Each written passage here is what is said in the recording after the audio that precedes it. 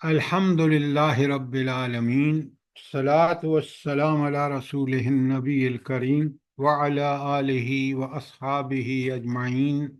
الحمد للہ الحمد للہ الذی ہدانا لہذا وما كنا لنہتدی لولا ان ہدانا اللہ۔ رب اشرح لی صدری ویسر لی امری واحلل عقدۃ من لسانی یفقہوا قولی، آمین یا رب العالمین۔ اچھا، میں نے ایک کوشش کی ہے چیزوں کو دیکھنے کی، اور مجھے یہ اندازہ ہوا کہ قرآن مجید کے اندر کم از کم 40 کے قریب ایسی آیات ہیں، کل 114 ہے نا، تو 114 میں سے 40 آیات ایسی ہیں جن میں انبیاء، سابق انبیاء کا ذکر ہوا ہے، اور اللہ تعالیٰ نے کثرت سے جو ذکر کیا ہے، اس کی وجہ کیا ہے کہ سابقہ انبیاء کے واقعات قرآن نے ہدایت کے لیے بیان فرمائے ہیں؟ کیا وجہ کیا ہے کہ اس قدر زیادہ کیوں ہیں؟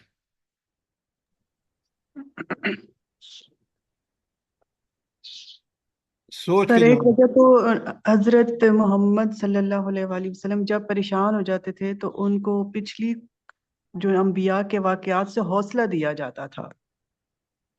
بالکل ٹھیک ہے۔ پہلی بات بڑے غور سے سنیں، یہ اسی کا حصہ ہے جو آپ بتا رہی ہیں۔ سب سے بڑی بات یہ ہے کہ ہدایت کے لیے اللہ تعالیٰ نے انبیاء مبعوث فرمائے۔ انہی ہدایت واقعات سے جو ہمیں ہدایت کی دولت ملتی ہے، وہ سوائے انہی واقعات کے کسی اور واقعے سے نہیں مل سکتی، کیونکہ وہ آئے ہی ہدایت کے لیے تھے۔ اور ہمیں یہاں بتا دیا گیا کہ ان کی جو ذمہ داری تھی سب نبیوں کے، وہ ایک ہی تھی۔ پھر وہ کس طرح قوموں نے ان کے ریجیکٹ کیا، تاکہ ہر دعوت کا کام کرنے والا، ہر ہدایت پر قائم رہنے والے کے لیے وہ سب چیزیں جو ان انبیاء کے حوالے سے آئی ہیں۔ اسی لیے آپ یہ پڑھ رہے ہیں اور سمجھ رہے ہیں۔ ہمیشہ یاد رکھیں، قرآن ایک اللہ تعالیٰ کی عظیم کتاب ہے۔ ہدایت کے حوالے سے جو واقعات انبیاء کے ہیں، ان سے زیادہ کوئی واقعہ ہدایت کے حوالے سے اہم نہیں ہو سکتا۔ اب بات سمجھ آئی ہے؟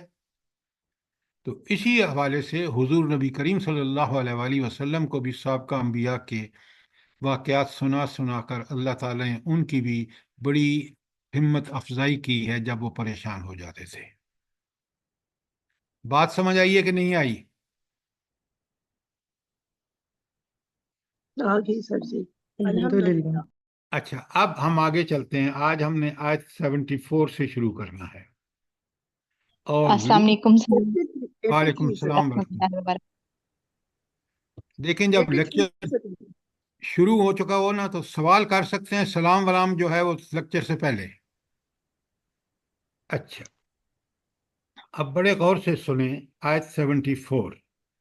وَلُوطًا آتَيْنَا حُکْمًا وَعِلْمًا۔ ہم نے 83 سے نہیں شروع کرنا تھا؟ جی سر جی، ہم نے 83 سے شروع کرنا ہے۔ حضرت ایوب علیہ 83 سے السلام۔ سر، اچھا، 83 جزاک سے اللہ جزاک ایوب۔ اللہ جزاک اللہ، میں 83 سے شروع کر رہا ہوں۔ جی آپ نے بالکل ٹھیک کہا، کیونکہ مجھے بھی اندازہ ہوا کہ یہ تو بیان ہو چکی ہیں۔ اچھا، جی 83 سے۔ 83۔ اب حضرت ایوب علیہ السلام کے مثالی صبر کے حوالے سے، وہ بھی نبی تھے، تو اللہ تعالیٰ فرماتے ہیں 83 میں، بسم اللہ الرحمن الرحیم، وَأَيُّوبَ إِذْ نَادَى رَبَّهُ أَنِّي مَسَّنِيَ الضُّرُّ وَأَنْتَ أَرْحَمُ الرَّاحِمِينَ۔ حضرت ایوب علیہ السلام نے، جن کو آپ کو پتہ ہے انبیاء کو علم بھی اور حکمت بھی دی جاتی ہے، تو جب ایوب علیہ السلام نے آواز دی،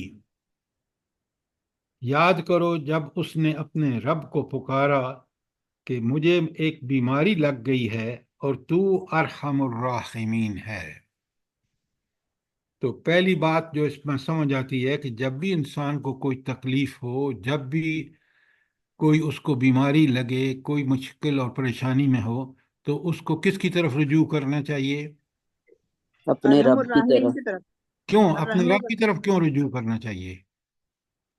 وہی سر سننے والا ہے، اس کو وَإِذَا پتہ ہے ہر مَرِضْتُ چیز. فَهُوَ يَشْفِينِ. بس شکوہ شکایت ہاں، نہیں کرنی چاہیے. دیکھیں، مومن جو سمجھتا ہے کہ میری ہر مرض کا علاج اللہ تعالیٰ کی رحمت ہے، مشکل ہوں، پریشانیاں ہوں، مالی پریشانیاں ہوں، بیماری ہوں، کوئی ہو، مومن سب سے پہلے یہ بات سمجھتا ہے کہ میرے رب کا حکم ہوگا تو میں اس سے نکل جاؤں گا۔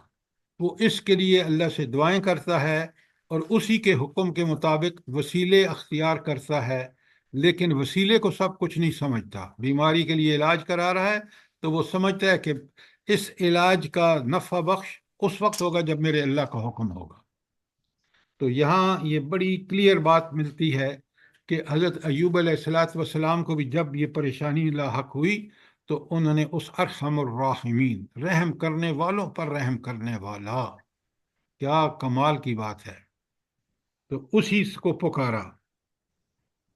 جب انہوں نے پکارا، سنیں، تو فاستجبنا لہو، ہم نے اس کی دعا قبول کر لی۔ اچھا، رب نے فوراً دعا قبول کر لی، لیکن ایک بات یاد رکھیں، ہم انسان ہیں نا اور بڑے جلد باز ہیں۔ ہم کہتے ہیں ابھی ہم نے دعا مانگی، قبول کیوں نہیں ہوئی؟ تو اس میں کیا مسئلہ ہوتا ہے کہ وہ دعا کچھ وقت کے بعد قبول ہوتی ہے یا قبول نہیں ہوتی؟ کیا وجہ کیا ہے؟ سر جی اللہ تعالیٰ کی حکمت ہوتی ہے، اس میں ہمارے لیے خاص. بالکل، یہ ہے مومن جو اس بات کو سمجھتا ہے کہ اگر مجھے رب سے دعائیں کر کے بھی اس میں تاخیر ہو رہی ہے، ضرور ضرور اللہ تعالیٰ کی حکمت ہے، جس کو جو میری سمجھ سے بالا تر ہے، لیکن اس کی حکمتوں کی وجہ ہے، اس لیے میں مطمئن ہوں۔ کیوں؟ میرے رب نے اگر یہ فیصلہ کر لی ہے کہ میں اس مشکل سے صبر کر کے نکلوں تو وہ میرا امتحان ہے اور میری تربیت ہے۔ یہ باتیں مومن اچھی طرح سمجھ لے۔ جو شخص کہتا ہے میں نے ادھر دعا کی ادھر قبول کیوں نہیں کی، نعوذ باللہ اللہ تعالیٰ پر الزام تراشی کرتا ہے، وہ شخص ایمان میں کمزور انسان ہے۔ یہ بات بہت اچھی طرح سمجھیے۔ تو اللہ تعالیٰ فرماتے ہیں فاستجبنا لہو، ہم نے اس کی دعا قبول کی، فکشفنا ما بہی من ضر، اور جو تکلیف اس کو تھی وہ دور کر دی۔ پھر اللہ نے کیا رحمتیں کی؟ وَآتَيْنَاهُ أَهْلَهُ وَمِثْلَهُمْ مَعَهُمْ رَحْمَةً مِّنْ عِنْدِنَا، اور صرف اس کے اہل عیال ہی اس کو نہیں دیے، بلکہ اس کے ساتھ اتنے ہی اور دیے، اور اپنی خاص رحمت کے طور پر۔ اب یہ ہے وہ رحمت جس کو ارحم الراحمین اوپر کہا گیا ہے۔ جب دعا کی صدق کے دل سے، اللہ تعالیٰ نے دعا قبول کی اور یہ اس کی رحمتوں کا ظہور آیا۔ وَذِكْرَى لِلْعَابِدِينَ، اور اس میں ایک سبق اور ایک یاد دہانی ہے، کس کے لیے؟ کس کے لیے؟ للعابدین.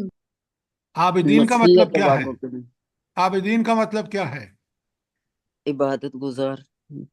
وہ اللہ کے بندے جو اللہ کی دیکھیں، صرف عبادت گزار کا لفظ کافی نہیں ہے۔ ہم تو نماز پڑھنے والے کو عبادت گزار کہتے ہیں، جو اللہ کی ہر حکم کو مانے اور ماننے کا بھی حق ادا کریں۔ اب یہ نبی حضرت ایوب علیہ السلام انہوں نے حق ادا کیا، جب اللہ سے دعا کی تو یہ ساری چیزیں ہمارے سامنے کھول کے رکھ دیں کہ جن کا رب پر یہ یقین ہوتا ہے اللہ تعالیٰ ان کے ساتھ معاملہ بھی اسی رحمت سے کرتا ہے جس رحمت سے انسان اس کے کا سوالی بن کر آتا ہے۔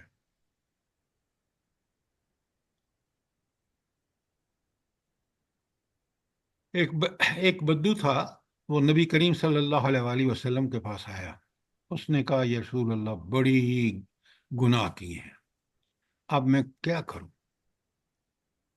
حضور نے اس کو ایک دعا بتائی اور سن کے اس نے بڑے سکون سے کہا اب میں اسی پر عمل کروں گا۔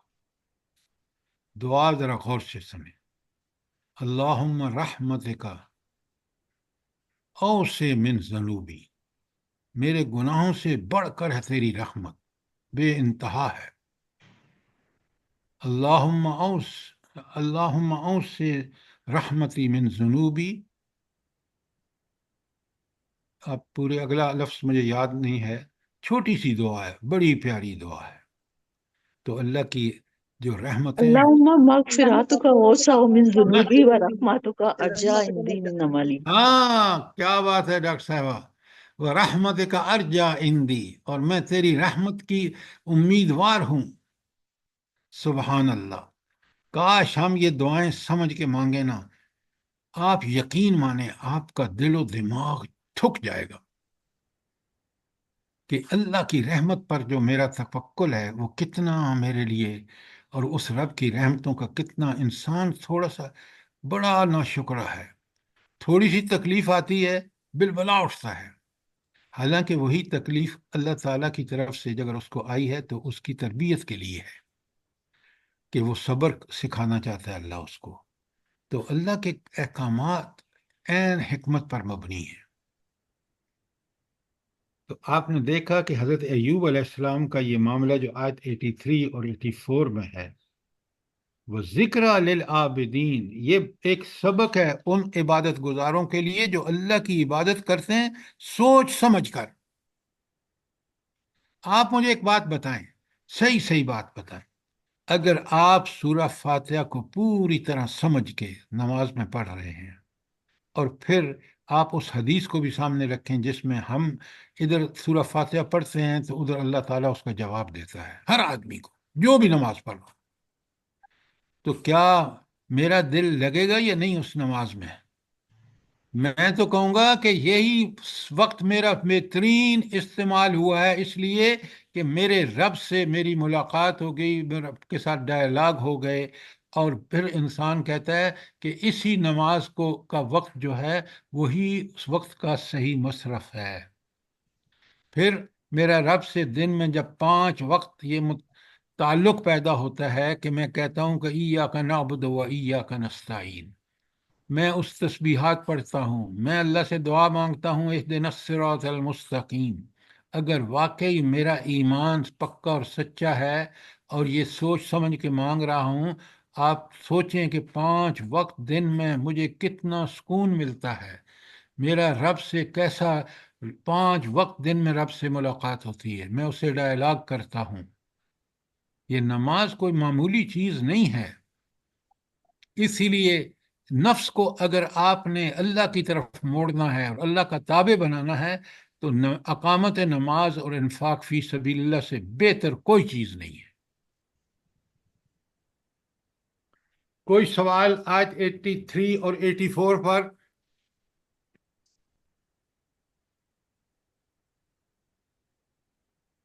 اچھا، اب یہاں آپ کا ایک ذہن میں سوال پیدا ہو سکتا ہے کہ حضرت ایوب علیہ السلام کا ذکر قرآن میں اتنا زیادہ نہیں ہوا جتنا دوسرے انبیاء کا ہوا ہے، اور خاص کر اگر آپ دیکھیں نا تو حضرت نوح علیہ السلام اور سابقہ انبیاء میں سے، اور دوسرا کس کا سب سے زیادہ ذکر ہوا ہے؟ ایک تو حضرت نوح علیہ السلام کا، حضرت موسیٰ علیہ السلام کا، جی حضرت موسیٰ علیہ السلام کا۔ بالکل آپ نے ٹھیک کہا، بالکل ٹھیک کہا۔ اچھا ذرا لکھ لیں تاکہ آپ کو حضرت ایوب کے بارے میں جو آیات ہیں آپ دیکھنا چاہیں مزید تو دیکھ لیں۔ سورہ نساء کی آیت 136، نساء 136، الانعام 84 84، انبیاء ابھی آپ نے پڑھی ہے 83 اور 84، اور سورہ صاد 38 نمبر پر 41 تا 44۔ ذرا ان کو دیکھ لیں گے تو پھر آپ کو سمجھ آ جائے گی پوری طرح کہ حضرت ایوب علیہ السلام کے بارے میں۔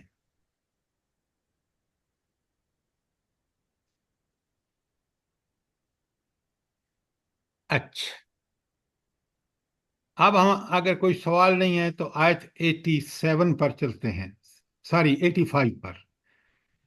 حضرت اسماعیل، آپ کو پتہ ہے حضرت اسماعیل کون تھے؟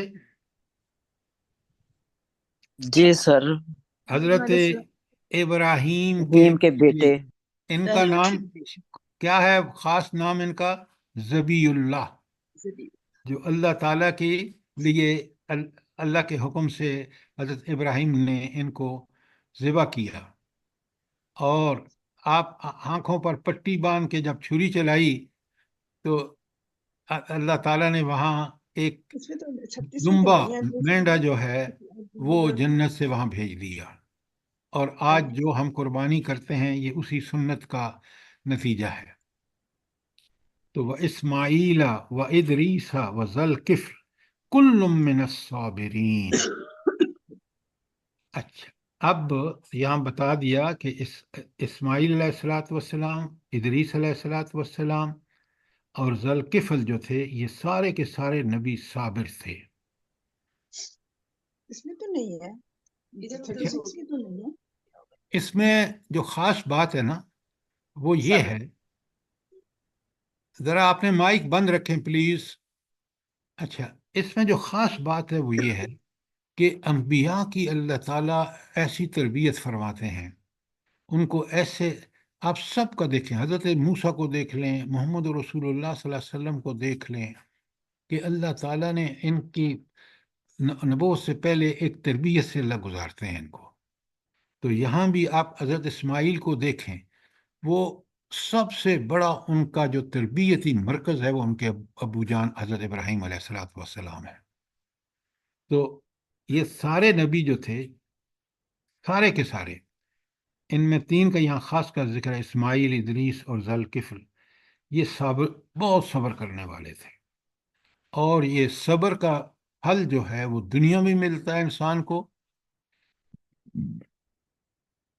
آپ دیکھیں حضرت محمد رسول اللہ صلی اللہ علیہ وسلم نے 13 سال کس طرح صبر کیا۔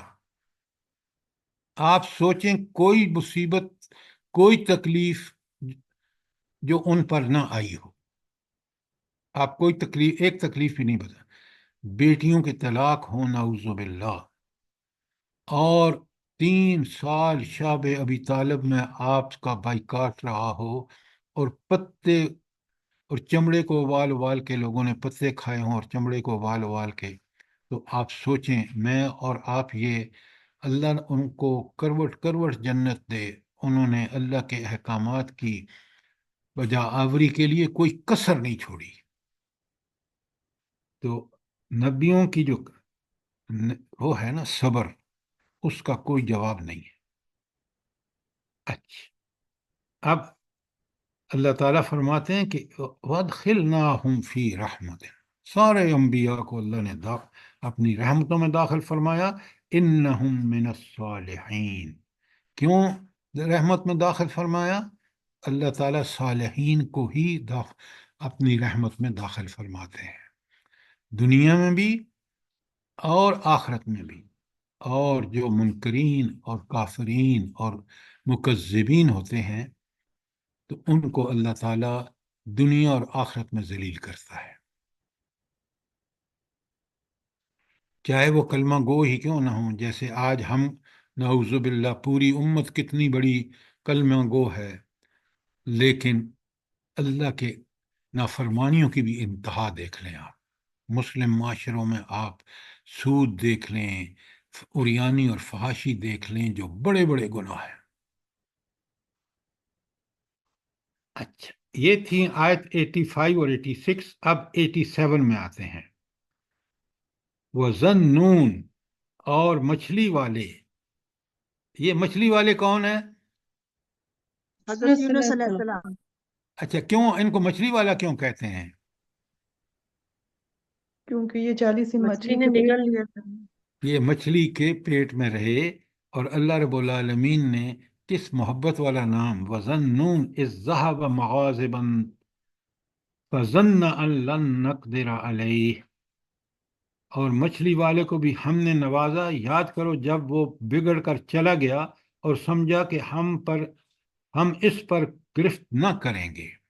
بندہ ہر وقت اللہ تعالیٰ کی گرفت میں ہے، کوئی بھی ہو، نبی کیوں نہ ہو۔ اچھا، اب جب انہوں نے اللہ تعالیٰ سے ناراضگی کا اظہار کیا اور پھر وہ مچھلی کے پیٹ میں چلے گئے، مچھلی نے ان کو نگل لیا، فنادا، پھر اس نے پکارا حضرت یونس نے، فی ظلمات، اس اندھیروں میں، وہ مچھلی کے پیٹ کے اندر اللہ کو پکارا، اللہ الہ الا انت، اے میرے رب کوئی نہیں ہے تیرے علاوہ الہ، سبحانک، تو پاک ہے ہر عیب سے، ہر نقص سے، ہر کمزوری سے، انی کنت من الظالمین، اور میں ہی ظالموں میں سے ہوں۔ یہ آپ کو دعا یاد ہونی چاہیے، اور اس کے مانگنے سے خود انسان کو اچھی طرح سمجھ آتی ہے کہ میں پتہ نہیں اللہ تعالیٰ کی دن میں کتنی نافرمانیاں مجھ سے انجانے اور جاننے میں ہو جاتی ہیں۔ تو یہ بہت ہی بہترین دعا ہے اس حوالے سے کہ رب کا پوری طرح لا الہ الا انت جب آپ کہتے ہیں تو رب کی ربوبیت کا حق ادا ہوتا ہے زبانی، اور جب زبانی سمجھ کے کرتے ہیں تو عملاً بھی پھر انسان کرتا ہے، اور اس کے بعد جو بھی ہم سے غلطیاں ہو جاتی ہیں، انجانے میں ہوتی ہیں، کچھ جان بوجھ کر غم و غصے میں کوئی الفاظ کہہ دیتے ہیں، تو اس وقت ہم انی کنت من الظالمین، ہم ظلم کر رہے ہوتے ہیں کہ اللہ تعالیٰ کے احکامات کی خلاف ورزی کر رہے ہوتے ہیں۔ بہت پیارے الفاظ ہیں، اس کو آپ اگر روٹین بنا لیں کہ ہر نماز کے بعد یا صبح شام آپ نے 10 مرتبہ اس کو سوچ سمجھ کے پڑھنا ہے، تو یہ ہماری زندگی پر اس کے بڑے اچھے اثرات ہوں گے۔ تکبر تو کبھی ہمارے اندر آئے گا ہی نہیں اگر ہم نے سمجھ کے پڑھا ہے کہ انی کنت من الظالمین۔ سبحان اللہ سر، بہت ہی سر جی زبردست بتایا آپ نے، اور اس دعا کو سر جی جب بھی مصیبت میں انسان پکارتا ہے تو ضرور اللہ تعالیٰ اس کی مدد کرتا ہے۔ بہت بہترین دعا ہے یہ۔ بہت بہترین۔ سر جی یہاں پر ایک ذرا یہ بات بھی کلیئر کر دیں کہ اس تسبیح کے ساتھ جو بدعت کی جاتی ہے وہ 1.25 لاکھ کے ختم، اس کو بھی تھوڑا سا بتا دیں۔ دیکھیں ایک بات آپ یاد رکھیں، اصول یہ ہے کہ آپ نبی کریم صلی اللہ علیہ وآلہ وسلم سے زیادہ عبادت نہیں کر سکتے جب تک اس جو کام آپ کر رہے ہیں اس پر وہ مہر نہ لگی ہو کہ یہ نبی کریم صلی اللہ علیہ وآلہ وسلم کا عمل ہے۔ آج کل آپ اگر میڈیا پہ دیکھیں نا، سوشل میڈیا پہ پتہ نہیں کن کن لوگوں کے نام سے، میں بڑا حیران ہوتا ہوں، وہ خبریں آ رہی ہوتی ہیں کہ آپ یہ سبق یہ پڑھ لیں، دعا فلاں کام ہو جائے گا، آپ لاکھوں کے مالک دولت کے بن جائیں ڈھیر لگ جائیں گے سر، لکھو تھے دولت کے ڈھیر لگ جائیں گے۔ بالکل آپ نے ٹھیک کہا۔ اب آپ سوچیں کہ یہ ایمان کو خراب کرنے والی بات ہے، یہ کمزور مومنوں کو اتنا بڑا شیطانی طریقہ ہے گمراہ کرنے کا کہ وہ لگ اس پہ جاتے ہیں، اور دولت جب نہیں ملتی تو پھر اللہ پر گلہ کرنا شروع کر دیتے ہیں۔ بھئی دیکھیں تقدیر کیا چیز ہے، اور تقدیر بدل سکتی ہے صرف دعا سے۔ لہذا یہ جو دیکھیں نا، میں اس میں وقت بالکل ضائع نہیں کرنا چاہتا، میں آپ کو ایک ہی بات بتاتا ہوں کہ آپ وہ عمل کریں جس کا اللہ نے حکم دیا اور نبی کریم صلی اللہ علیہ وآلہ وسلم نے کیا، اس سے ہٹ کر ہر بات بدعت ہے، اور اس کو کبھی نہ کیا جائے، اس لیے کہ نہ وہ اللہ کا حکم ہے نہ رسول صلی اللہ علیہ وسلم کا طریقہ ہے۔ بات کلیئر ہے؟ جی سر۔ الحمدللہ۔ جی سر، جزاک اللہ خیر۔ اچھا، اب حضرت یونس کی دعا پر بھی اللہ تعالیٰ کہتے ہیں، جیسے آپ نے پہلے دیکھا، فَاسْتَجَبْنَا لَهُ، ہم نے اس کی دعا قبول کر لی، وَنَجَّيْنَاهُ مِنَ الْغَمِّ، اور اس غم سے ان کو نجات بخشی، وَكَذَلِكَ نُنَجِّي الْمُؤْمِنِينَ، اور اسی طرح ہم مومنوں کو بچا لیا کرتے ہیں، ان کو نجات دیتے ہیں، لیکن شرط کیا ہے؟ اللہ تعالیٰ کن کو بچاتے ہیں؟ جو المومنین۔ اللہ سے دعا کرتے ہیں مومن کو۔ یہ مومن ہونا چاہیے۔ دیکھیں، مومن اللہ کے نزدیک بالکل وہ ہے جو قرآن و سنت کی ہر بات پر جو حکم دیا گیا کرتا ہے، جس سے منع کیا رک جاتا ہے، جیسے نبی کریم صلی اللہ علیہ وآلہ وسلم نے کیا، جیسے صحابہ صحابیات نے کیا، جیسے ہمارے انہوں نے کیا جو پہلے مسلمان گزر چکے ہیں۔ ورنہ یہ جتنی بدعتیں، جتنی وہ مومن وہ ہرگز اللہ کے ہاں ایمان قابل قبول نہیں جو عمل ایمان کے تقاضوں کے مطابق نہ ہو۔ ایمان کے تقاضوں کے مطابق عمل کر کے دکھایا ہے اللہ کے رسول صلی اللہ علیہ وسلم نے، صحابہ صحابیات نے۔ یہ بات اچھی طرح ہم نے مومن لفظ کی تذلیل کر دی ہے۔ وہ مومن اللہ تعالیٰ کے ہاں اس کا ایمان ہرگز قبول نہیں ہوگا جو زبان سے کہے کہ میں مومن ہوں اور عمل اس کا کافروں جیسا ہو۔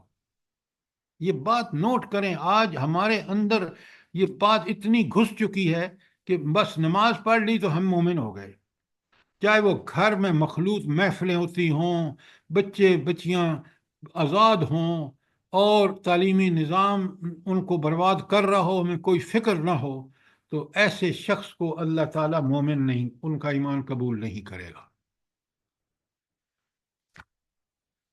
اچھا، ایک میں بات ایک بتائیں۔ بات پوچھ سکتی ہوں؟ ہاں، ضرور پوچھیں۔ یہ جو سر یہ دیکھیں آپ کتنی اس سے کہہ رہے ہیں نا کہ مومن کے متعلق، یہ جو ہم لوگوں کے مولانا ہیں یہ کیسی کیسی باتیں کرتے ہیں، آپ میں کر سکتی ہوں ان کی باتوں پہ یقین؟ آپ میری بات سنیں، ہر مولانا جو اللہ اور رسول کے حکم کے خلاف بات کرتا ہے، وہ اپنے آپ کو 10 دفعہ مولانا کہے، وہ تو اللہ کے ہاں اس کا ایمان ہی قابل قبول نہیں ہے۔ تو لہٰذا ان لوگوں کو چھوڑ دیں، ہمارا معیار ہے قرآن اور سنت، اس کے مطابق ہم دیکھیں۔ بالکل سر۔ ہاں، میں ویسے باقی حقیقت بتاؤں، میں نہیں سنتی ہوں ان لوگوں کے جو مولوی ٹائپ ہے نا، ان کی میں کبھی نہیں کچھ بھی بات سنتی ہوں، اور نہ میں کہتی ہوں کہ چھوڑے، قرآن ہے ہم لوگوں کے پاس، شریعت ہے، اسی کو پڑھ لیں ہم لوگ، یہ قرآن سے ہی سیکھ جائیں ہر چیز، ایک ایک آیت میں دیکھیں آپ کو ہر چیز مل جاتی ہے، تو ان کی باتیں سننے سے فائدہ کچھ نہیں ہے۔ نہیں، وہ آپ سر کی اصل میں بات یہ ہے کہ جہالت ہوتی ہے نا ہمارے اندر، تو پھر آگے جو بیٹھے ہوتے ہیں وہ سن کے خوب ساری لا رہے ہوتے ہیں، علم ہونا چاہیے، پھر یہ لوگ نہیں جی کچھ بھی بالکل کرتے۔ بالکل، دیکھیے، جزاک اللہ خیر۔ آپ میری بات سنیں دونوں خواتین، اللہ رب العالمین نے کتنا کرم فرمایا ہے، قرآن کو اپنی حفاظت میں لے لیا، نبی کریم صلی اللہ علیہ وآلہ وسلم کا ہر عمل دیکھیں، کوئی نبی جس کی اتنی بیویاں ہو وہ کہے تم جو چیزیں علیحدگی میں دیکھتی ہو وہ سر عام بیان کرو۔ اب کوئی آپ کو کسی قسم کی ضرورت پڑے گی تو آپ اسی سورس پہ جائیں گے، قرآن اور سنت والے پہ۔ میں بھی اگر آپ سے کوئی ایسی بات کہوں جو خلاف شریعت ہو، آپ فوراً مجھے ٹوکیں، اس لیے کہ ہمارا معیار صرف ایک ہے اور وہ ہے قرآن اور سنت۔ اچھا، جی انشاءاللہ۔ اب ذرا دیکھتے جائیں کہ رب العالمین کس طرح، دیکھیں نا، یہاں اللہ کہتے ہیں ایک ٹکڑے پہ اگر غور کریں نا تو ہمارا ایمان بالکل وَكَذَلِكَ نُنَجِّي الْمُؤْمِنِينَ، یہ 3 الفاظ ہیں آخر میں کہ اللہ تعالیٰ کا وعدہ ہے، کا اصول اللہ تعالیٰ بتا رہے ہیں کہ وہ مومنوں کو ضرور بچائیں گے، نجات دیں گے۔ سر جی لیکن یہاں ننجل ہے، ننجل مؤمنین، ننجل نہیں ہے۔ اچھا، ننجی المومنین، جزاک اللہ، جزاک اللہ۔ اچھا، اب ایک بہت ہی پیارا میں واقعہ ہے میں بڑا ایک بات کرنا چاہتی ہوں کہ جو ہم حضرت یونس کی دعا پڑھتے ہیں اس کو بڑے احتیاط سے پڑھنی چاہیے۔ اس میں جب آتا ہے نا انی کنتو ظالمین، تو کنتو کو ہم نے زبر یا پیش زیر نہیں کرنا، وہ شرک ہو جائے گا، جب کنتوں کو کنتا پڑھیں گے تو تو تو ہے، شرک ہو جائے گا۔ وہ غلط تو اس لیے یہ تھوڑی سی عربی اتنی ہمیں آنی چاہیے، اور آپ اس پہ کوشش کریں. میں نے ابھی ایک کورس ختم کیا ہے. جب تک عربی زبان دیکھیں نا، ہم نے دنیا بھر کی کتابیں پڑھی اور پڑھائیں، لیکن کتنے افسوس کی بات ہے کہ یہ کتاب جو ہماری دنیا اور آخرت کی بھلائیوں کا مجموعہ ہے. تو آپ نے بالکل ٹھیک کہا. تھوڑا سا یہ چیزیں قرآن کی، آپ طالب علم ہیں، آپ ان چیزوں کو سمجھنا چاہیں گے تو انشاءاللہ جلدی سمجھ جائیں گے. تو جی سر، دعا. بالکل میننگ ہی چینج ہو جاتا ہے تو اور تا میں. بالکل بالکل. اچھا، اب آپ آگے بڑا پیارا واقعہ آ رہا ہے، بہت ہی پیارا. وَزَكَرِيَّا اِذْ نَادَ رَبَّهُ، اور حضرت زکریا علیہ الصلوۃ والسلام جنہوں نے اپنے رب کو پکارا، رب لا تذرنی فردا، اے اللہ مجھے تنہا نہ چھوڑ، مجھے میری اولاد دے، وارث دے. وہ اس لیے اولاد نہیں مانگ رہے دنیا کے لیے، وہ خود بھی بہت بڑے نبی اور مبلغ ہیں، اور وہ اولاد بھی اسی لیے مانگ رہے ہیں کہ اے اللہ مجھے اولاد عطا فرما، وَأَنْتَ خَيْرُ الوارثین، اور تو بہترین وارث تو ہی ہے. یہ بہترین وارث اللہ کیوں ہے بھلا؟ جلدی بتائیں. کاش میں اور آپ سوچیں کہ حقیقت میں یہ وارث اللہ ہی ہے. کیوں؟ میں مروں گا، میری اولاد، وہ اولاد مرے گی، اس کی اولاد، حتیٰ کہ سب مر جائیں گے پہلے سور پر، اور اس وقت پوری کائنات، زمین آسمان جو کچھ اس میں ہے، اب بھی وہی مالک ہے اور اس وقت بھی وہی مالک ہوگا. کیوں؟ ان انسانوں کا مالک بھی وہی ہے جن کو اس نے یہ نعمتیں دی ہیں. لیکن بالآخر یہ سب کچھ انسان جب مر جاتے ہیں تو یہ اللہ ہی وارث ہوتا ہے. بڑے غور سے سمجھا کریں بات کو.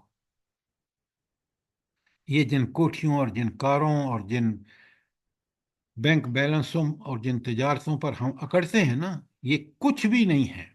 یہ اسی وقت تک ہیں جب عارضی زندگی ختم ہوگی، ان سے ہمارا تعلق ختم ہو جائے گا. کبھی سوچا کریں. تو حضرت زکریا کا بڑا عجیب و غریب معاملہ ہے. جس وقت یہ دعا مانگتے ہیں، خود آپ اعتراف کرتے ہیں دوسری جگہ.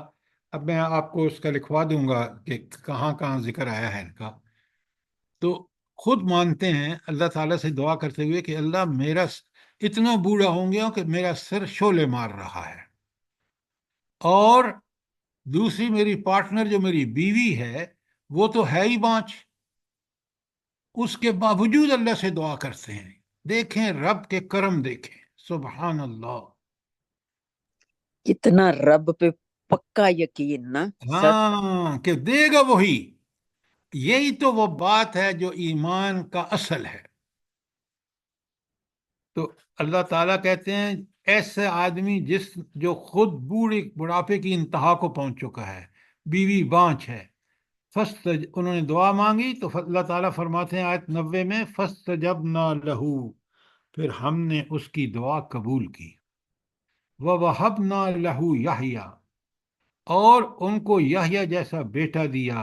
وَأَصْلَحْنَا لَهُ زَوْجَهُ، اور ان کی بیوی کو بھی ٹھیک ٹھاک کر دیا.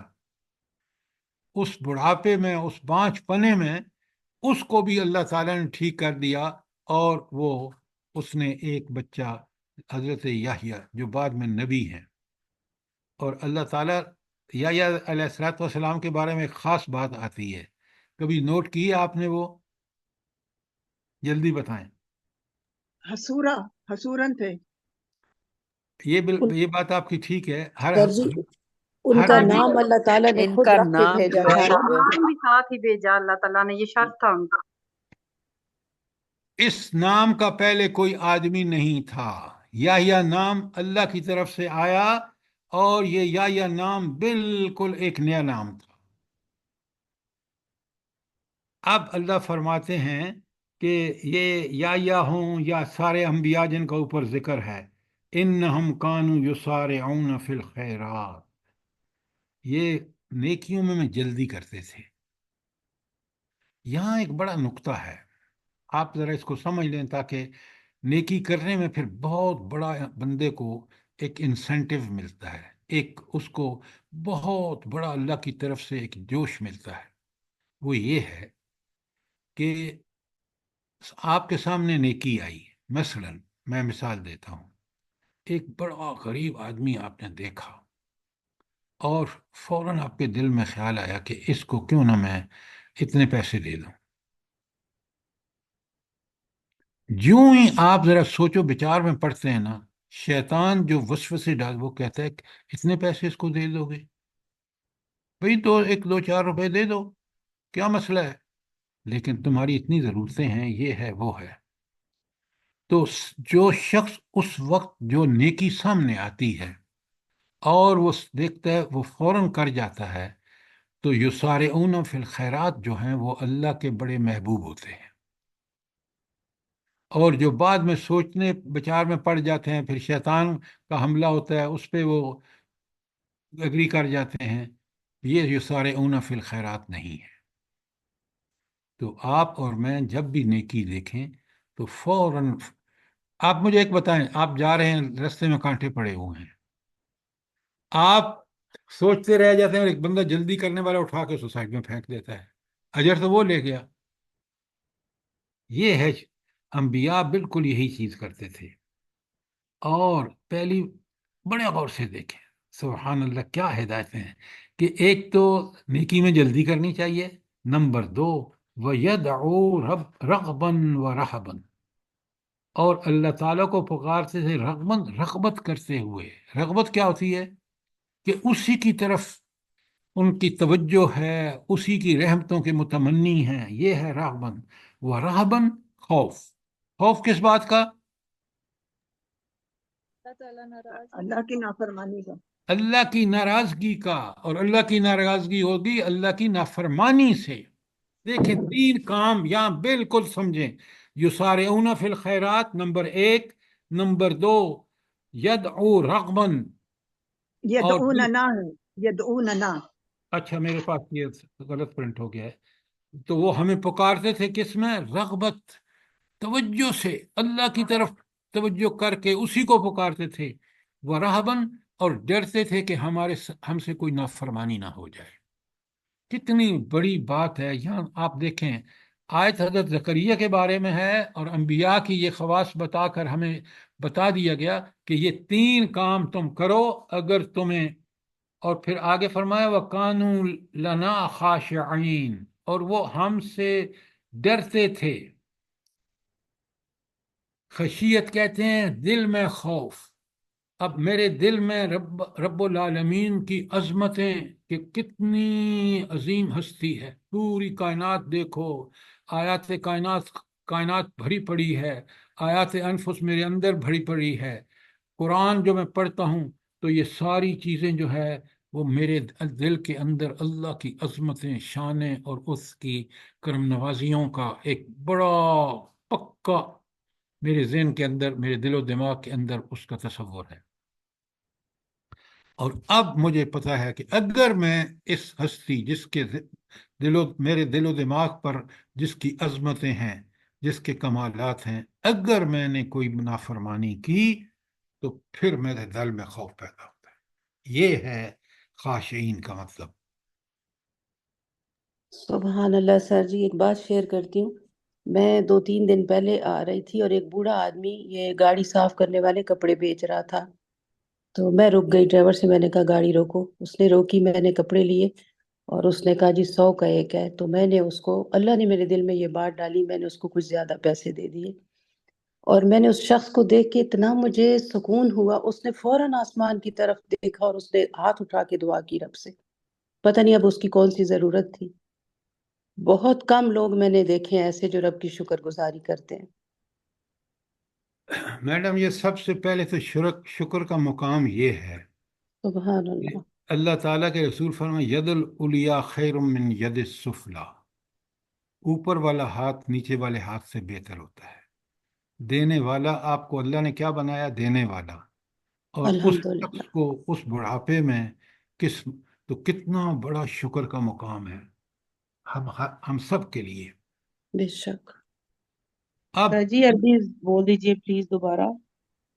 جی حدیث کی عربی بول دیجئے. ہاں، ید العلیا خیر من ید السفلا، اوپر والا علیا، اوپر والا بہتر ہے ید السفلا سے، نیچے والے ہاتھ سے. جزاک اللہ آپ اور میں کبھی ذرا سا غور کریں نا، جو ہی آپ ان محتاج لوگوں کو دیکھتے ہیں نا، تو آپ اللہ کا شکر اتنا ادا کرتے ہیں کہ پروردگار میری حالت آپ کے فضل و کرم سے کتنی اچھی ہے ان کے مقابلے میں. یہ سب آپ کا کرم ہے. آپ ان نعمتوں کا جب شکر کرتے ہیں تو اللہ تعالیٰ فرماتے ہیں لَإِن شَكَرْتُمْ لَأَزِيدَنَّكُمْ، اگر تم شکر کرو گے تو میں تمہیں اور زیادہ دوں گا. یہ جو انسان بالکل حیوانوں کی طرح کوئی پرواہ نہیں ہے، غریب ہے، امیر ہے، کیسا ہے، پریشان حال ہے، محتاج ہے، کوئی ان کو پریشانی نہیں ہے، یہ کافرانہ نقطہ نظر ہے. یاد رکھیں، اگر اور مومن اس کا سر فائدہ یہ ہوتا ہے کہ اگر آپ سچے دل سے اس ذات کے سوچ کے کہ وہ دینے والی وہ ذات ہے، آپ ارادہ کر لیں، آپ کی سوچ سے پہلے ارادہ کریں گے دینے کا، اور آپ کی سوچ سے پہلے آپ کو واپس مل جاتا ہے. اس ذات کے اتنے احسان ہیں ہم لوگوں پہ. قرآن ہی میں آیت ہے، میں اس کا مفہوم بیان کر رہا ہوں. اللہ تعالیٰ فرماتے ہیں جو تم اللہ کے راہ میں خرچ کرتے ہو نا، اللہ تعالیٰ اس کو ریپلیس کر دیتا ہے. اللہ اسی کے بدلے آپ کو عوض میں وہ چیزیں اور زیادہ دے دیتا ہے. آپ کا اور میرا ایمان ہو نا، تو پھر یہ سب چیزیں انسان اپنے تجربے میں، جو اللہ کا فرمان ہے وہ برحق ہے، اور ہمارا تجربہ بالکل وہی ہوگا.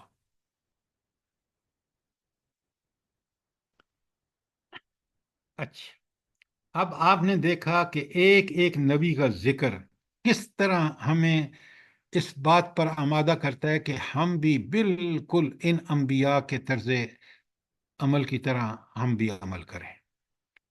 اب سنیں حضرت مریم کس پائے کی خاتون ہے. سبحان اللہ و بحمدہ، سبحان اللہ العظیم. اب اس کا ذکر اللہ تعالیٰ فرماتے ہیں والتی احسنت فرجہا، اور وہ خاتون جس نے اپنی عصمت کی حفاظت کی.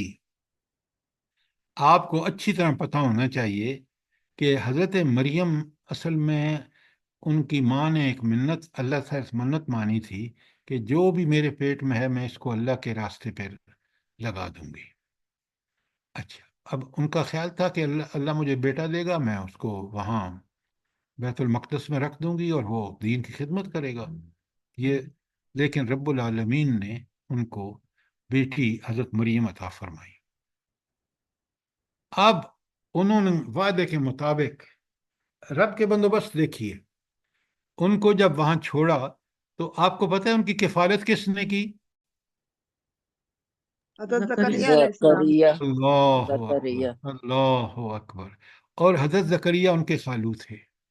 ذرا غور فرمائیں، نبی تھے. ابھی آپ نے دعا سنی ہے، جب ان کی کفالت میں آئیں تو وہ کرتے کیا تھے؟ جب کہیں باہر جاتے تھے تو مریم کے جو وہ تھا کمرہ، اس کو تالا لگا دیتے تھے تاکہ کوئی نہ اندر جا سکے نہ آ سکے. اچھا، اب وہ تالا لگا کے جاتے ہیں، جب واپس آ کے کھولتے ہیں تالا اور اندر دیکھتے ہیں کہ وہاں تو کوئی ایسے فروٹ پڑے ہیں جو نہ انہوں نے وہ لائے ہیں، اور مریم باہر نکلتی نہیں ہیں. تو وہ بڑے حیران پریشان ہوئے. تو انہوں نے مریم سے پوچھا کہ یہ کہاں سے آیا ہے؟ تو قرآن میں کیا الفاظ ہیں؟ قالت ہوا من عند اللہ، یہ سب میرے رب کا کرم ہے. وہیں پر حضرت زکریا نے دعا مانگی ہے. یہ دعا آپ دیکھ رہے ہیں نا، جب انہوں نے دیکھا کہ وہ اللہ جو مریم کو یہاں پھل دے رہا ہے، وہ اللہ میری دعا کو قبول کر سکتا ہے، فوراً دعا کی. اللہ اکبر. کاش ہم سمجھیں قرآن کو، قرآن کس طرح ہمارے ایمان کو اتنا بڑھا دیتا ہے کہ وہ رب جو چاہے کر سکتا ہے، اور وہ کرتا ہے. یہی وہ مثالیں ہیں. اب اس خاتون کو اللہ تعالیٰ فرما رہے ہیں والتی احسنت فرجہا، وہ خاتون جس نے اپنی عصمت کی حفاظت کی تھی. فنفخنا فیہا من روحنا، ہم نے اس کے اندر اپنی روح پھونک دی، وجعلناہا وابنہا آیۃ للعالمین، پھر اسے اور اس کے بیٹے کو دنیا کے لیے نشانی بنا دیا۔ کیا بات ہے کہ حضرت مریم علیہ السلام کو جب حضرت عیسیٰ کی بشارت خود اللہ تعالیٰ نے دی، اور وہ اتنی پریشان کہ یہ اللہ، بالکل پریشانی کی بات ہے کہ مجھے کسی مرد نے چھوا تک نہیں، یہ میرے کیسے ہوگا؟ اللہ کا حکم تھا، وہ ہوا آپ کے سامنے۔ رب نے رہنمائی فرمائی، آپ وہاں سے دور چلی گئیں، اور وہاں جو معجزے ہوئے ہیں کہ اللہ تعالیٰ نے وہیں چشمہ جاری کر دیا تاکہ وہ اپنا پانی کا بندوبست ان کا وہاں کر دیا۔ کھجور کے درخت سے کہا کہ صرف آپ اس کو ہلا دیجئے، تازہ ترین کھجوریں گریں گی۔ ذرا غور کیجئے اللہ کی رحمتوں پر، جو رب جو کرتا ہے کیسے کرتا ہے، کیسے کیسے معجزے ہوتے ہیں۔ کاش ہم ان پر سوچیں، غور کریں، ہمارے ایمان میں اتنا ہی استقامت آئے گی کہ آپ تصور بھی نہیں کر سکتے۔ اچھا، اب ان کو مسئلہ یہ تھا کہ بھائی جب میں اس بچے کو لے کے جاؤں گی تو ساری دنیا مجھے سوال کرے گی یہ کہاں سے بچہ آیا، تیری تو شادی بھی نہیں ہوئی۔ تو اللہ تعالیٰ نے فرمایا، کبھی نوٹ کیا کریں، اللہ تعالیٰ نے فرمایا کہ بس تم کہنا میں نے چپ کا روزہ رکھا ہوا ہے، اس کی طرف ہم اشارہ کرتے ہیں۔ اللہ اکبر، اللہ اکبر۔ وہ جو الفاظ ہیں آپ چند دنوں کے ہیں، وہ الفاظ آپ سنیں، آپ پڑھیں قرآن میں، آپ دنگ رہ جائیں گے۔ یہ چند دنوں کا بچہ کہتا ہے انی عبداللہ وَأَوْصَانِي بِالصَّلَاةِ، کیا بات ہے کہ میں اللہ کا بندہ ہوں اور مجھے تاکید کی گئی ہے نماز کی۔ یہ ہے نماز کا مقام۔ ہم قرآن کو ثواب کے لیے پڑھتے ہیں، کاش کاش کتنی بڑی بدقسمتی ہے کہ یہ واقعات ہمیں کس طرح ہمارے وَإِذَا تُلِيَتْ عَلَيْهِمْ آيَاتُهُ، جب ان کے سامنے اللہ تعالیٰ کی آیات تلاوت کی جاتی ہیں، فوراً اللہ کہتے ہیں زادتہم ایمانا، ان کا ایمان بڑھ جاتا ہے۔ اب جب یہ واقعات ہم پڑھتے ہیں تو سوچیں ہمارا ایمان کہاں سے کہاں چلا جاتا ہے۔ والتی احسنت فرجہا، وہ خاتون جس نے اپنی عصمت کی حفاظت کی تھی، فنفخنا فیہا من روحنا، اور پھر اس کے اندر ہم نے اپنی روح پھونک دی تھی، اور وجعلناها آیۃ جعلناها وابنہا، اس کو بھی اور اس کے بیٹے کو بھی دنیا کے لیے ایک آیۃ للعالمین، دنیا بھر کے لیے نشانی بنا دیا۔ دیکھیں بڑے غور سے سمجھیں بات کو۔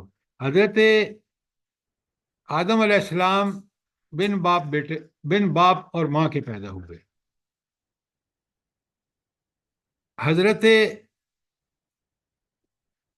مسیح جو ہے علیہ الصلوۃ والسلام، عیسیٰ علیہ الصلوۃ والسلام، بغیر باپ کے اللہ تعالیٰ نے پیدا فرمایا۔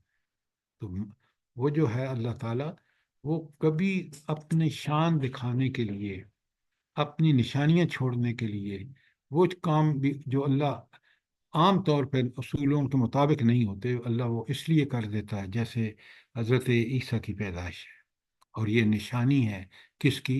اللہ کی۔ اچھا، یہ جو روح ہے نا، اوپر آپ نے پڑھا ہے نا فَنَفَخْنَا فِيهَا مِن رُوحِنَا، بڑے غور سے سنیے، روح کی نسبت اللہ تعالیٰ کی طرف ایسی ہے جس سے خانہ کعبہ کی نسبت اللہ کی طرف ہے۔ آپ فوراً کہتے ہیں بھائی کعبہ تو اللہ کا گھر ہے، لہٰذا روح بھی بالکل اللہ تعالیٰ کی۔ اللہ تعالیٰ فرماتے ہیں نا وَنَفَخْتُ فِيهِ مِن رُوحِي، کہ میں نے انسان کو جب پیدا فرما کر اس کے اندر اپنی روح پھونک دی، یعنی یہ نسبت روح کے شرف کو واضح کرتی ہے۔ اور اللہ تعالیٰ کے کرشمہ قدرت کی اصل چیز اس کا حکم ہے، یہ یاد رکھیں، اور اس کا حکم ہوا اس کے لیے ایک خاتون جو بالکل باکرہ ہے، اس نے بچے کو جنم دیا اور یہ بچہ بغیر باپ کے پیدا ہوا۔ یہ تھی یہاں حضرت مریم کا کمال۔ اب ان سب پہ تبصرہ آیت 92 میں، کوئی سوال یہاں تک؟ اچھا، آیت 92 میں تبصرہ سنیں ذرا۔ ان ہذہ امتکم امتکم امتم واحدہ، یہ تمام امت حقیقت میں ایک ہی امت ہے۔ یہ کون سی امت؟ تمام امت کون؟ کس کا اس کا مطلب کیا ہے یہاں پر؟ نبیوں کی امت، نبیوں کی۔ ہاں، ایکسیلنٹ۔ یہ سارے جو آپ تذکرے پیچھے پڑھنے شروع ہوئے ہیں اور حضرت مریم پر آ کے اس کا خاتمہ ہوا ہے، تو یہ انبیاء کی سرگزشت پہ تبصرہ ہے اللہ کا کہ یہ سارے نبی ایک ہی امت ہے۔ کیا مطلب ہے؟ ایک ہی دین کے فالوور ہیں، یہ ایک ہی اللہ کی طرف سے مبعوث ہوئے ہیں۔ سبحان اللہ۔ اور پھر اس کے بعد اللہ فرماتے ہیں وَأَنَا رَبُّكُمْ، اور میں تمہارا پروردگار ہوں۔ رب کے چاروں معنی یہاں موجود ہیں کہ میں تمہارا پالنے والا، تمہاری ضروریات پوری کرنے والا، تمہارا مالک، تمہارا آقا اور تمہارا حاکم ہوں۔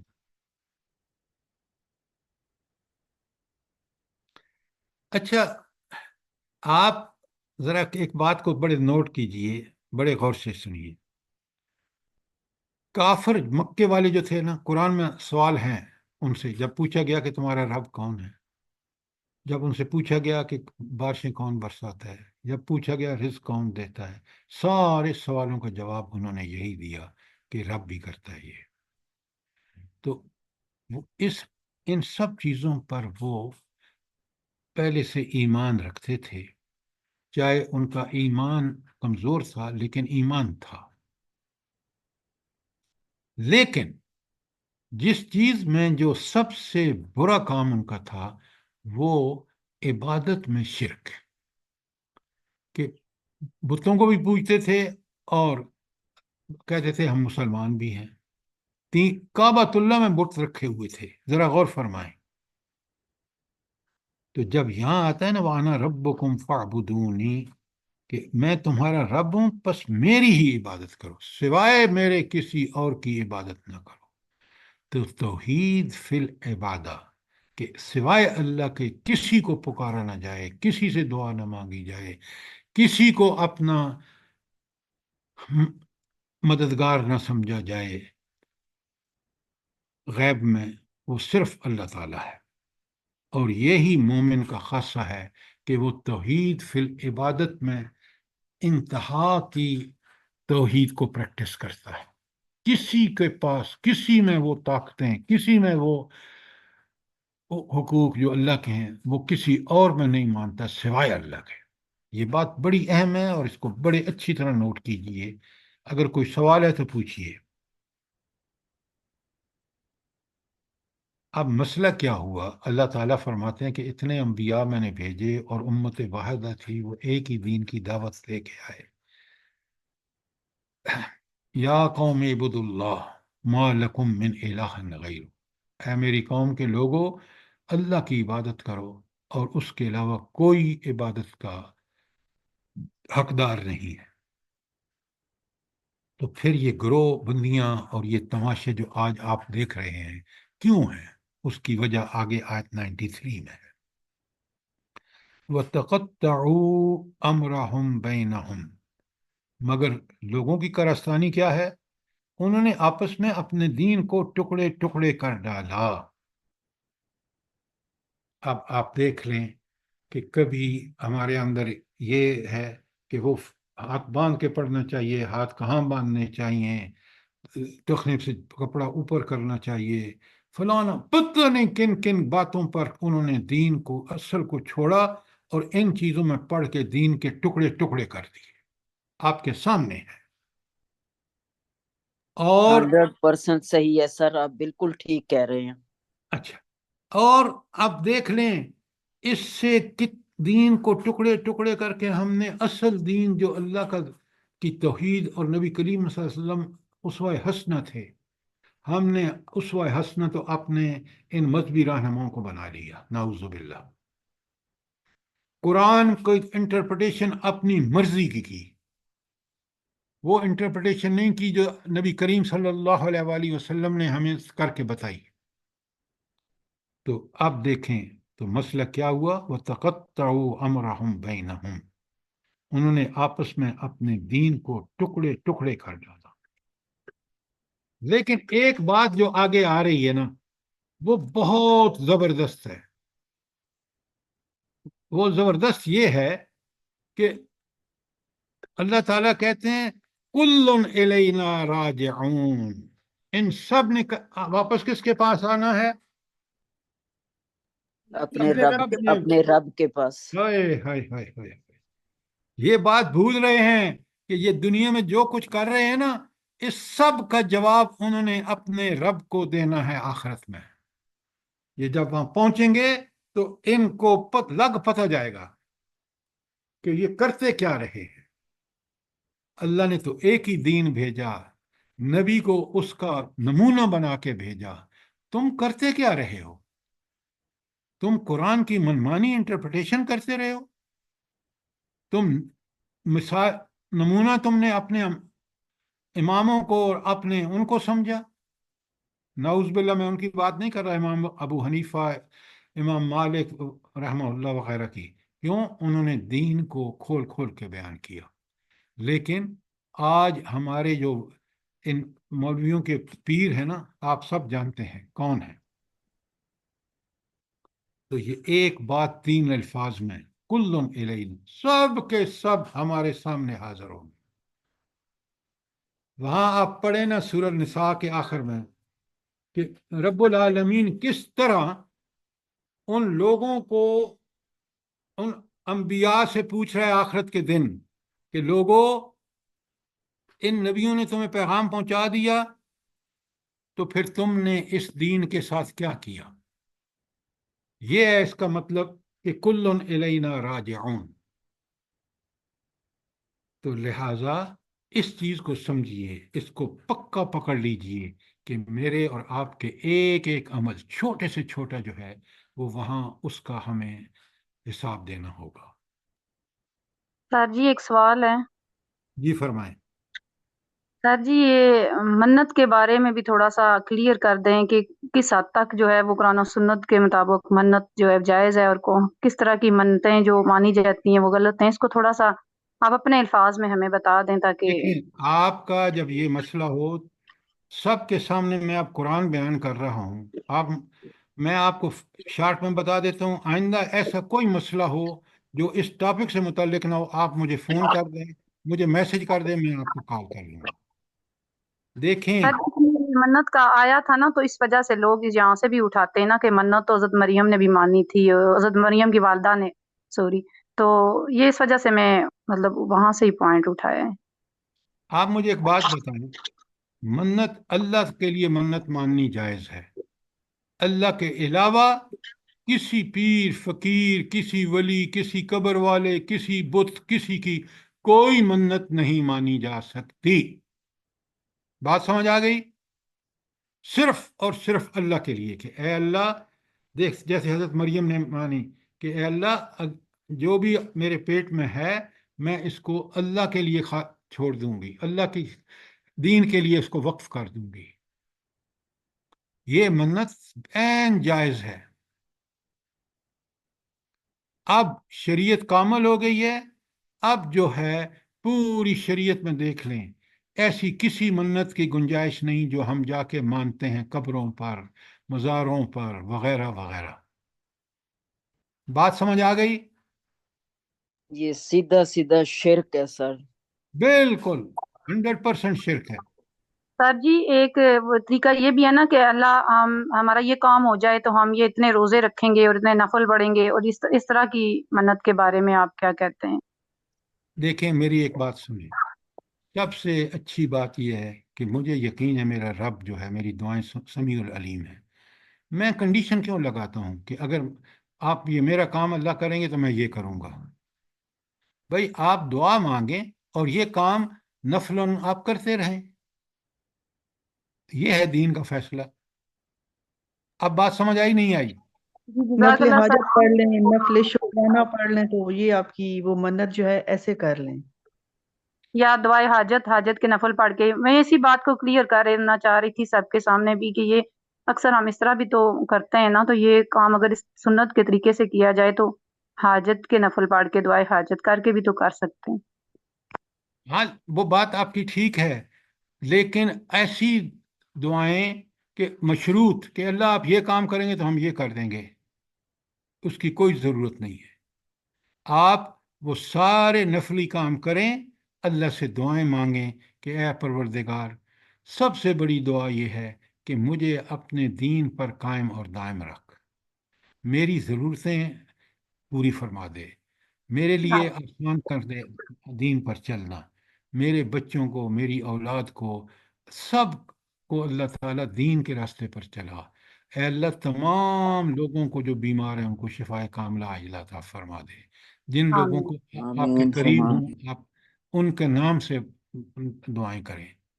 دیکھیں دین بڑا آسان ہے اور ہم نے دین کو مشکل بنا دیا ہے چند چیزیں اس کے اندر داخل کر کے. بات کلیئر ہے؟ جی جزاک اللہ سر. اچھا، اب ہم آ گئے تھے آیت 92 پر، بلکہ ہم نے سر 93 بھی کر لی ہے. ٹائم ہو گیا ہے. تو 94 انشاءاللہ اگلی دفعہ کریں گے اور کوشش کریں گے کہ ہم اس کو ختم کر دیں. 112 آیات ہیں، انشاءاللہ ختم ہو جائے گا اور پھر اگلی صورت شروع کریں گے. اللہ تعالیٰ مجھے بھی اور آپ کو قرآن و سنت کو پڑھنے، سمجھنے، اس پر غور کرنے، اس کی حقانیت کو پوری طرح سمجھنے کہ وہی حقیقت ہے اور اس پر کما حقہ عمل کرنا جس طرح نبی کریم صلی اللہ علیہ وآلہ وسلم نے کیا ہے، اس کی ہمیں توفیق عطا فرما دے. آمین ثم آمین. ہم سب کو جو آپ سے جڑے ہوئے ہیں اور تمام آمین سر جی. آج ہم نے جو مسلمانوں کو. سورہ انبیاء پڑھی ہے لطف آ گیا ہے بہت ہی، ماشاءاللہ. ہم پڑھتے تو ہیں مگر جو ہم آپ کے ساتھ پڑھتے ہیں اس کا کوئی بس ایک اللہ ہی بہتر جانتا ہے، بہت ہی لطف آتا ہے اس کو سر پڑھنے یہ میں. آیت اللہ نمبر پاک 90 جو ہے، آیت نمبر 90 جو ہے، یہ آپ نے پہلے بھی کبھی کروائی ہوگی. میرے قرآن پہ لکھا ہوا ہے دعا کی قبولیت کے راز اس آیت میں ہے، تو وہ میں پڑھ رہی ہوں، آپ نے لکھوایا ہوا تھا. پہلی تو ہے یسارعون فی الخیرات، نیکی کے کاموں میں سبقت کرنا. ویدعوننا رغبا، رغبت سے، امید سے دعا کرنا. ورہبا، اور خوف کے ساتھ. اور چوتھا جو ہے وہ خاشعین یعنی کہ عاجزی کرنے والے. تو یہ آپ نے دعا کی قبولیت کے راز لکھوائے تھے سر. یہ آپ لکھتے ہیں نا، میں نے آپ سب سے گزارش کی ہے، جس طرح یہ بہن بتا رہی ہے نا کہ اس نے یہ سب چیزیں نوٹ کی ہوئی تھیں، تو کتنی یوزفل ہوتا ہے ہمیں ریمائنڈر کے طور پر بھی. پھر جب ہم خود پڑھتے ہیں یا پڑھاتے ہیں تو یہ چیزیں ہمارے سامنے رہتی ہیں.